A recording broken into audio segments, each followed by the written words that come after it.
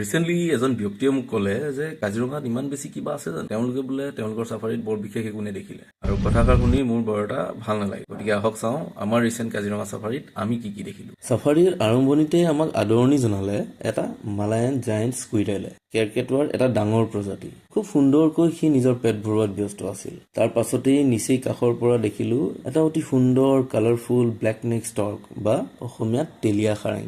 খুব close shot ল'বলৈ পালো এটা অৰিয়েণ্টেল ডাৰ্টাৰ বা মণিয়ৰি চৰাই। ইয়াৰ আন এটা নাম স্নেক বাৰ্ড। মাজে মাজে দেখিলো কিছুমান বন কুকুৰা বা ৰেড জাংগল ফাউল। আমাৰ ঘৰচীয়া কুকুৰাবোৰতকৈ ইহঁতৰ ৰং অতি বেছি উজ্জ্বল। চকুত পৰিলে পানীত চৰি থকা এটা স্পট বিল পেলিকা। এই সুন্দৰ চৰাইটোক অসমীয়াত কোৱা হয় ঢেৰা। আমাৰ লাকত আছিলে আগতে ভালনাৰেবল কেটেগৰীত থকা এটা খুব ইম্পৰ্টেণ্ট স্পেচিছ, যাৰ আগতে ইমান সহজে দেখা পোৱা সম্ভৱ নাছিল। কিন্তু থেংকছ টু অল দ্য কনজাৰভেশ্যনিষ্ট, এই স্বাম ফ্ৰেংকলিন বা হৈকলি চৰাই বৰ্তমান নিয়েৰ থ্ৰেটেণ্ড কেটেগৰীলৈ আহিলে আৰু আমি ইমান সুন্দৰ চাইটিং পালো।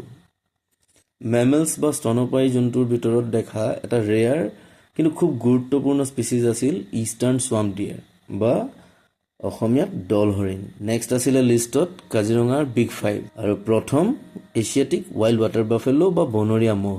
ই এটা এনডেঞ্জাৰ্ড স্পেচিছ, কিন্তু ইয়াৰ 50%তকৈও বেছি পপুলেশ্যন সম্ভৱতঃ কাজিৰঙাতেই আছে। তাৰ পাছত কাজিৰঙাৰ শুৱনি হক ডিয়াৰ বা ছাগলী পহু।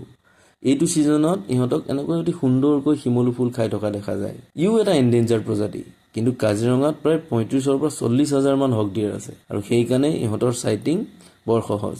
3 নম্বৰত বিগ 5ৰ গজৰাজ মানে এছিয়ান এলিফেণ্ট, আন এটা এনডেঞ্জাৰ্ড কেটেগৰীৰ প্ৰজাতি। আমি দেখিলো দুটা দঁতাল চাব এডাল আৰু এয়া হৈছে কাজিৰঙাৰ নেক্সট জেনেৰেশ্যন। ইয়াৰ পাছত বিগ 5ৰ অন্যতম অসমৰ গৌৰৱ ওৱান হৰ্ণ ৰাইনচৰাছ বা এশিঙীয়া গড়। এশিঙীয়া গড়ৰ এনেকুৱা ক্লোজ আপ শ্বট কেৱল কাজিৰঙাতেহে সম্ভৱ।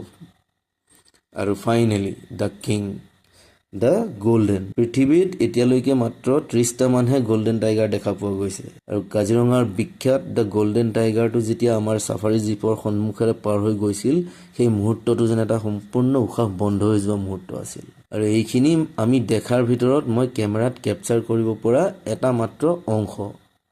ইমানখিনি যদি বিশেষ বুলি ক'ব নোৱাৰি, তেনেহ'লে বিশেষ কি সেয়া আপোনালোকলৈ এৰিলোঁ। কিন্তু আমাৰ কাৰণে এয়া নিশ্চয়কৈ বিশেষ, অতুলনীয় আৰু মেজিকেল আছিল।